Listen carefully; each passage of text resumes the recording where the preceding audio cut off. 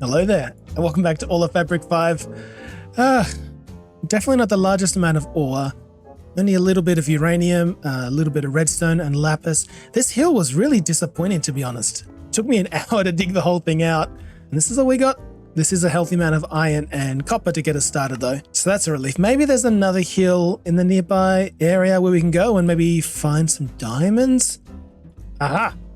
Alright, but I saved these for you guys to open on camera, so let's see what we have here. Oh, wow, that's really impressive. Thank you, loot chest. And you? An ore magnet. Pleasure doing business. More magnets, they do not stack. Yeah, overall not too exciting, is it? And, oh, that's such a disappointment. Well, not to dilly-dally. I love that there's basically no hostile mobs spawning in the twilight.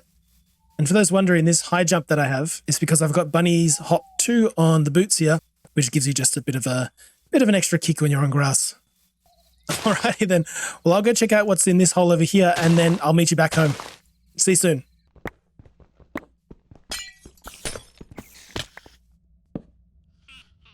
Alright, that first hill was clearly just a baby one, and here we have the real deal. So let's try that again then.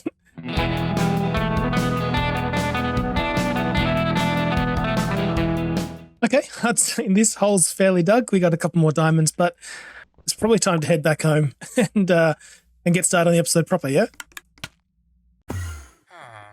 So first things first, this is a travesty. Not only because it's largely disorganized, but it's not even modded. So let's see if we can't remedy that. And we can turn them, at least some of them, into iron chests. You might have noticed I've upgraded my danks to Mark II. The first ones are just way too small. They can store up to 256 of each item. Yeah, it's not very impressive. The second level is 124, third is 40, 96, and I think we're going to get capped out there because we're nowhere near having that many emeralds. Alright then, so that was pretty good. It wasn't the best haul. 29 diamonds for that entire hill, but plenty of coal, copper, redstone, iron, and gold to make a pretty decent start. You are noisy. You probably noticed the leather hanging out on the wall here. It's because I want to get some early game mobility with this glider, which requires 10 leather. We already used up all the leather we had in the previous episode making these backpacks. And it's kind of just a principle of playing a modded pack like this to avoid the generic vanilla ways of getting things like leather and see how you could do it in a better or more interesting way. So obviously later on we could do it with Britannia. I don't know what this untanned leather is. We can chemical react rotten flesh straight into leather, or you can just chuck out a few drying racks and put any cooked meat on it, and in a little bit of time, you get your leather, and these things are super cheap. So that's the leather we're going to need for the wings. So I'm just going to craft up one of these gliders, and then we'll head out to a special location to discuss what we're going to do in today's episode.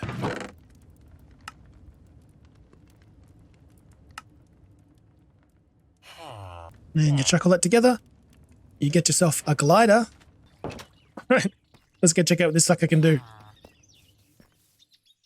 Oh, I can't tell which direction I'm going.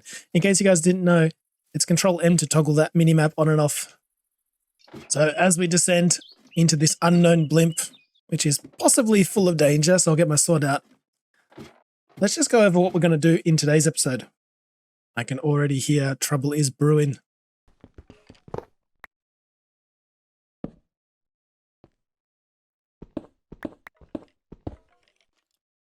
I knew something was up with this place. What are you? You're skeletons. No thanks. Why is that skeleton so damn strong? Gotta get out of here. Now, I know last episode I said next episode we'll be taking on the dragon. Now, that's 100% true. I'm definitely going to stick to that. Next episode, we'll probably take on the dragon because there's just way too much to do now. Well, the main thing I was after was an elytra to just make getting around the world so much easier. But see, well, I didn't consider the fact that we don't have any rockets or any ways to make rockets yet. So there's very little point. Oh, this all looks very suspicious. Who would trust this? There's redstone everywhere. Possibly, or quite probably leading to my demise. No TNT under there. That's good. Conjuring essence. Cool. This thing is worth its weight in gold at this point of the game. Because with a saddle comes a mount, and with a mount comes mobility. Now, there's kind of 3 things that I want to do every episode. I'm going to call this my AAA philosophy. And that is, every episode is going to advance through the mods and work our way ever closer to that coveted challenges quest book page. Secondly, we are going to adventure into new places, new biomes, new buildings, new dimensions, all that kind of good stuff. So, advancement, adventure, and automation. Well, I guess it's technically 4 A's. Excuse me, why? Look at this frickin' place. This might actually be 10 times better than the place that I've set up in. So, okay. And to help with adventuring, I really need to come across a mount. Something that can fly. Well, as long as they don't despawn, there should be a flying bird over by the last little castle town that we saw. So let's do this. We'll set a waypoint up here. And then we'll come back here. See if we can't find that bird again. Ah, there is still one there. Now the question is, how do I get to it? That's it. That's it. Ah! This is our chance. No! Where are you off to? What did you say? Oh, now I just feel bad. No, where did it go? There it is. You will be mine. Oh, best friends forever. And you get yourself a stick. Bill.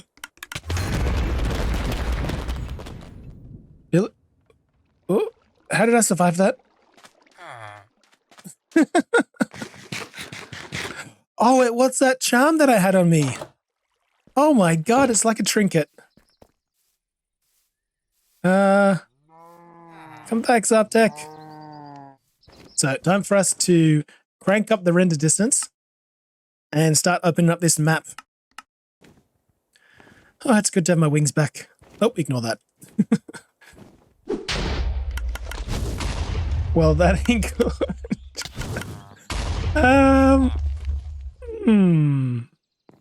I'm sorry, little Zaptec. I guess I did lunge too close to it, and I got back my saddle, if you know what I mean. Look how perfectly camouflaged this ship is. Right? Or did it just not show up on the map? No, that's it there. I wonder if the mod devs have any idea that they created a stealth ship. Oh yes, I turned shaders off. The game crashed, ran out of memory. Probably because I'm loading in too many chunks. Oh, too much trouble. Oh my god. Get me home. Ooh. I see you sneaking around. This place has become way more dangerous since I left. Okay, for starters, this is not how you do it. We are playing modded here, people. And this is a very vanilla way to go about a tree farm. So, let's pretend that we didn't see that then. Sadly, no Zaptec, and kind of puts a damper in our plans because Oh! Nah, it's always you guys. Too strong. Too strong.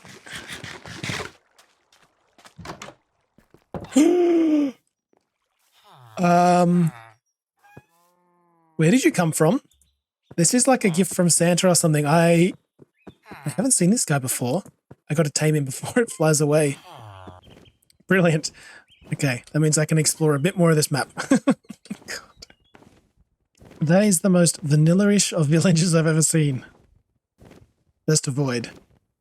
Ah, cool. Another one of these crazy things. Okay, well that's just cheating.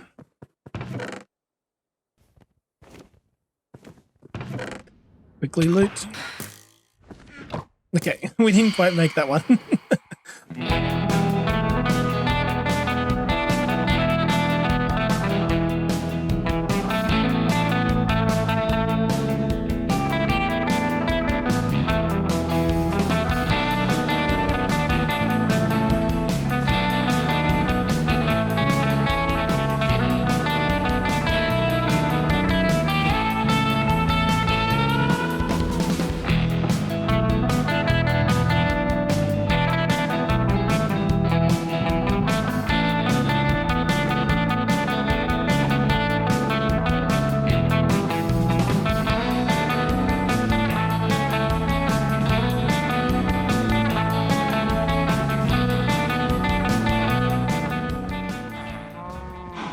right then. It is a couple hours later in real life, and yeah, I found the spot. I found the perfect spot to set up. I opened up a huge area of the map. Wait for it. After flying around quite a bit, yeah, I found our spot. Sadly, the game crashed. As you can see, I was supposed to head out here. World spawn is somewhere around here, and I was going to like do a giant kind of circle around it. But sadly, the game crashed, and when I restarted, I was no longer on our second Zarptag friend. That's 2 down.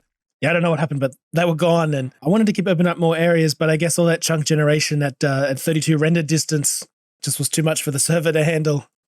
Well, I was going to show you guys 3 spots that I found and kind of just let you choose. I was going to ask, you know, what people's opinions are and which one their favorite is. But since we don't have Zarptag anymore and we're just back to being on foot, and I don't see any other Zarptags in the nearby area, I think we're kind of stuck.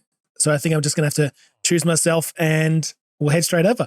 But before we leave this village, perhaps forever, there is one thing that I wanted to do, and that is to get started on, where is it? This one, Archeology.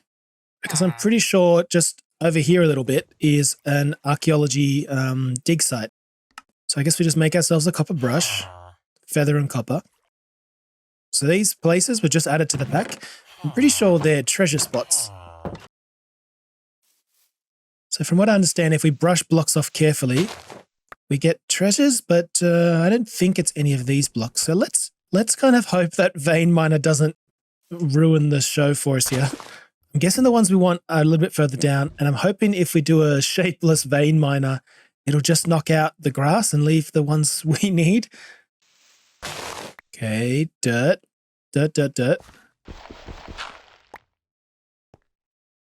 Excavation dirt? Could that be it? Yeah, archaeology mod. Okay. Oh, I just right-clicked it. Is that what I was meant to do? Aha, here we go. Excavation dirt. Oh, it looks like we got a few of them. Okay, let's see. So I right-click it, and we get nothing.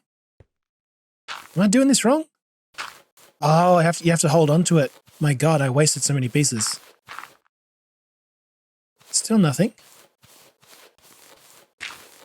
When fully brushed off, the block drops random loot based on where you found it and how oxidized it is. Oh, move your cursor and stop the block from breaking and losing the potential drops. The more oxidized your brush is, the faster the block breaks. So move quickly. Go like this. Is that kind of what it's getting at? Oh, okay. And we have to get all the way to the bottom, I guess. A little bit of iron. It's good to see. This is driving me crazy. Okay. It's kind of a weird system, but I dig it.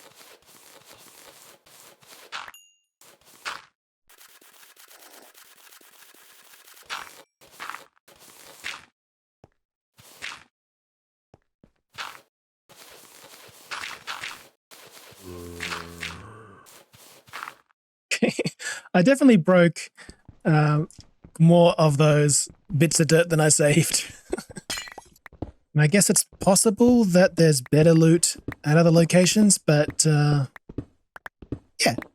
that was pretty good. Like, as far as early game kind of resource collection goes, that was a pretty good way to get emeralds, and I got a whole bunch of armor too. Yeah, pretty happy with that. All right, we've got our waystone here. Let's take another one with us.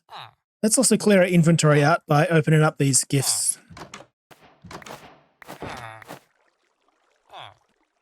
Okay. Not bad, I'll eat that. This is like a virtuous cycle here. When you open up some of the reward bags, you get access to others. I wonder if I can complete the whole game like this. Where is this guy?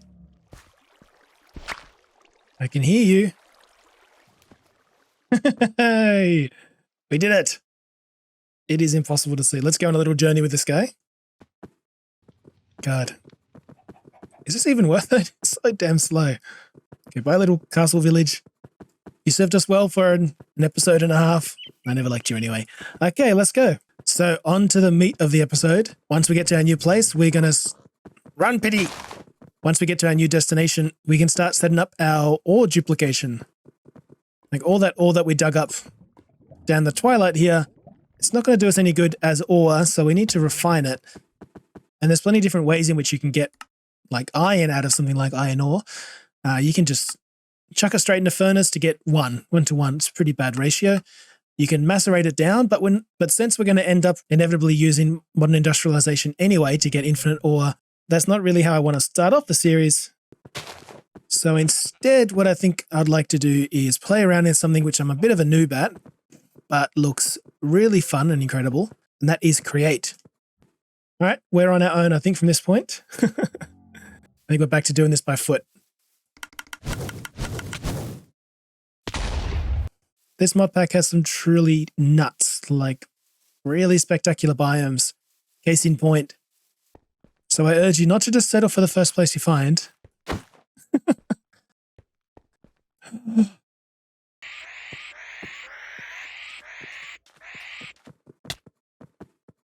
Yes. Okay. This should give us some speed. Yeah. Yeah, it's pretty good. So I was thinking, seeing as we are a frog and all, that we should set up somewhere in a swamp. And this looks like the nicest one around. So let's head down and try and find somewhere special that we can set up. So I'm thinking we could just kind of clear out some trees here and claim this as our new kingdom. I hope you guys like it. I think it's really freaking amazing. And we've got some nice neighbors over there. Perhaps if we run out of some sugar, we can go borrow some. All right, let's get our waystone down before I die. How about right here? And then get to work on clearing this place out. Ooh, I'm going to get used to that sound. All right, we're getting settled into our new place, but I imagine it's probably been driving some of you guys a little crazy watching me run around eating bread when there are clearly better options for us in terms of food, such as the easiest of them all. Will that cook in a blast furnace? No. I mean, in a mod pack like this, shame on me for eating some vanilla food. Instead, you can just cook up your bread and get toast, which is way more nutritious. So at least for the next little while, that's what we'll be eating. But we should be good to jump into create now. So let's not delay any further then. Now the goal is to get to down here to the crushing wheel as quickly as we can. But sadly, we start off all the way back here at getting andesite. And andesite is a mixture of diorite or cobblestone. Well, we can't do that. So 5% of blocks at about Y10 will be andesite. However, I know of a place where we might have a bit more luck. For some unknown reason, this biome here, the Terralith Jungle Mountains, just has huge mountains full of andesite. So I think I know how we're going to be getting it. Andesite? Andesite. Pretty easy. Sadly, it looks like it's just andesite on the outer layer there. It's okay. Get a few stacks of the stuff. Yeah, so I think that'll do it. And then we add to that some iron nuggets. I'm not sure what these guys do, but we'll need to get some cogwheels so we can create some rotational force. We also need to create a mechanical press. Oh, and all of these things. Yikes. This is a hefty order. First off, mechanical press. If getting andesite alloy is the first step, then getting plates is the next. Craft a mechanical press and use the hand crank given to you from the previous quest and bonk some iron. All right, let us bonk some iron then. Andesite casing. You right-click some stripped wood. Can do. And that was just right-clicks. So block, andesite, and one of them gives us our mechanical press. Easy peasy. And we should open these things up because they might actually have useful things in them for us. Oh, like that. Oh my god, we just saved us having to make the engineer's goggles. Use the hand crank given to you from a previous quest. I don't think it did give us a hand crank, did it? That's okay. It's very cheap to make.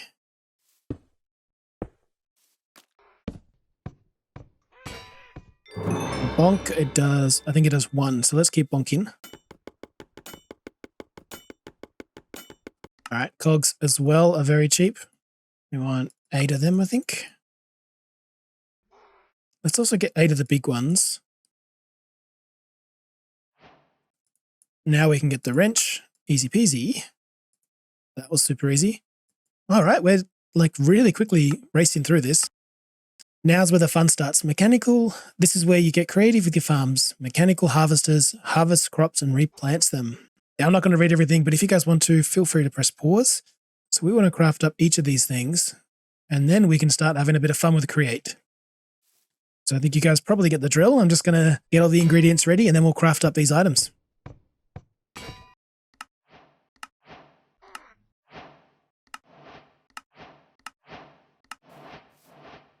That was not too hard at all. In addition to that, we get a portable storage interface. That's cool. I honestly didn't think we'd be blitzing through this so fast. Okay, so here's what I'm thinking. I'll clear out a bunch of space here behind us, and we'll build like a bit of a level surface, and then we'll start laying out some of these contraptions and seeing how they work.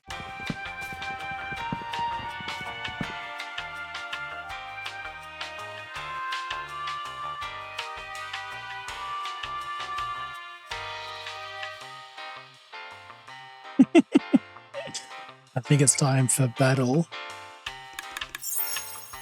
If they can make it to me, they're welcome for a fight. I think we're safe. Cool, so we've got a bit of space planned out there. Now it's just a question of what we do with it. So for those who didn't know, everything in Create requires its own kind of power, which is rotational force, I think it's called. Rotational something, at least. And there's different ways in which you can do it. You can make water wheels, which are pretty easy. Let me show you. You put a water wheel on there with a water stream. And if you put a soul sand block just underneath, the water can come back up and it'll spin even faster. Anyway, we don't care too much about that one. That's not so exciting. Windmills are pretty gorgeous and very easy to make. But I'm thinking maybe instead we go for a steam engine, which I had a look at the parts. It's not that expensive. And we have heaps of copper. I reckon we could make this. I reckon we could easily get this set up. So there you go. You put some fire underneath. Campfires are free, so I'll use them. I think you can put blaze burners under there as well to speed it up a little bit, but as Ponder just showed us. But I'm more than happy using campfires for now because you got to feed these guys. And then, yeah, you get yourself rotational force that way. Now it's just a question of what we want to do with it. Set up something to harvest crops. Okay. Set up something to cut down trees, although you can't automate that until you hit the brass age. You can drill. I think maybe later on we'll make up a nice big drill. How about food and an industrial line? Okay, just like last time, let's get everything we need to craft this list of things.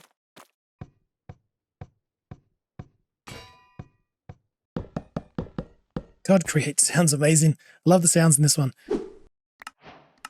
And that gets us a Create rare loot bag, which gives us a what exactly? An empty blaze burner. Oh my God, we don't have to go to the nether yet. But it's an empty blaze burner. So we do have to go to the nether in order to get the blaze in it. Let's get this steam boiler cooking, for lack of a better word. Don't we want to heat things up here? Yep. Fire underneath. Okay. That means if we do it like this, we'll have campfires underneath there. I know we're going to want to have water in there. I think we probably want to do it with a sink. White concrete and grey concrete. Or terracotta and iron. That'll give us infinite water. Now we want to get it from here into there. Let me ponder this and we'll come back when I have a solution.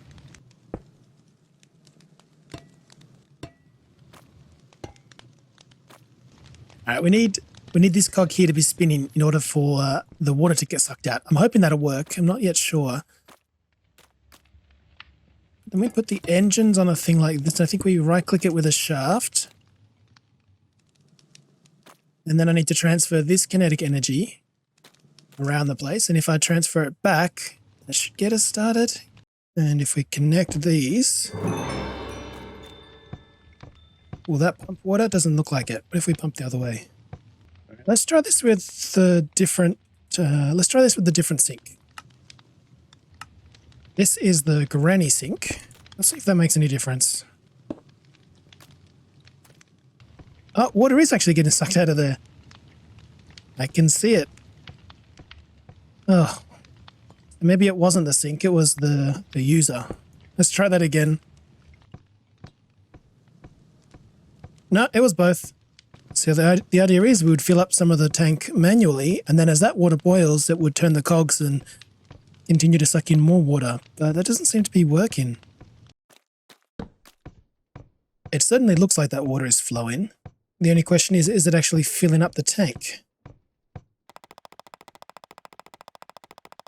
All right, let's get a little bit smarter here. Oops. He says as he puts the wrong block down. That should pump water even quicker. Oh, it's flipped the direction. Finally. Okay. I guess we were just going too slow. All right, we've got self-sufficient. We've got self-sufficient power here now. Ignore how chaotic and ugly it is. Now we want to take that energy and put it into something productive. So you put a chest down, you put a filter on top. Oops, not a filter, sorry, a funnel on top. You chuck in those things, they come around, they get stamped, and then we need to collect them down this end. Cool, we've got some things automated at least. It may not be the prettiest, but the water here is self-sustaining.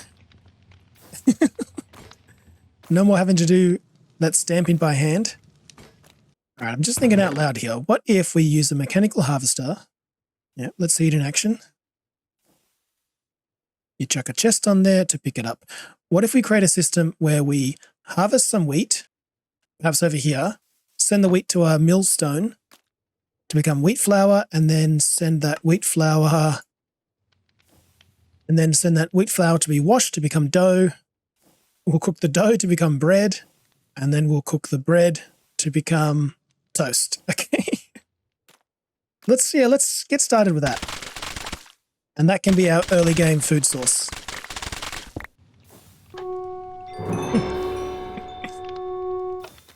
So we'll just get a bit of a random assortment of some crops here. This doesn't need to be anything pretty.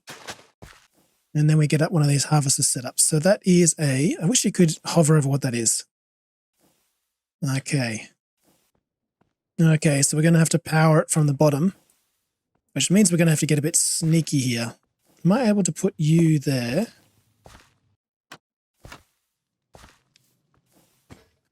$486, $487. So right above there will be some water. Right above there's our water. Now we just have to run a line of this down there with a gearbox. You can turn it from a regular gearbox into a vertical gearbox just by chucking it in your little thingy there. So now we can take a second line.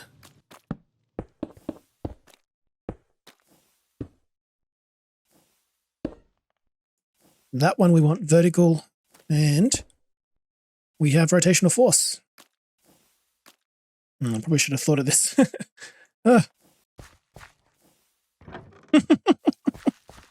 Okay, we've got motion at least, but I think what we want is actually this guy. Will that spin? That will spin.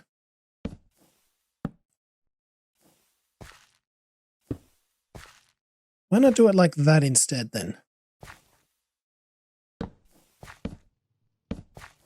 We'll forfeit one of them as a hydration source. All right, now I think we just stick on our mechanical harvesters, like 1, 2, and 3. That's way too fast. That is way too fast. Ah! Okay, I've just stuck these things on now. Okay, I think everything's stuck on. And that thing turns. Oh, when it's got something in it, it stops to deliver. Ah! So you guys finally made it to the party. Whatever. Items can now be inserted or extracted from the contraption. So we need to extract it. It seems today is not our day for tech issues, although this is probably more an issue with the user. I thought I was recording and I continued to work on our toast factory. Not to worry, I didn't advance too far, but we did kind of get the process working. Why does it have to rain now? Alright, so let's just quickly follow the life cycle of the wheat from its humble origins here as a seed until it takes its final shape as a delicious slice of toast. Okay, so we bone mill it up. Coming down here, the wheat gets filtered out in this filter here. The seeds go straight to trash. Wheat comes, jumps into our little friend the millstone here, which churns it up. I should be able to see that process, yeah. Churns it up and spits it out as wheat dough.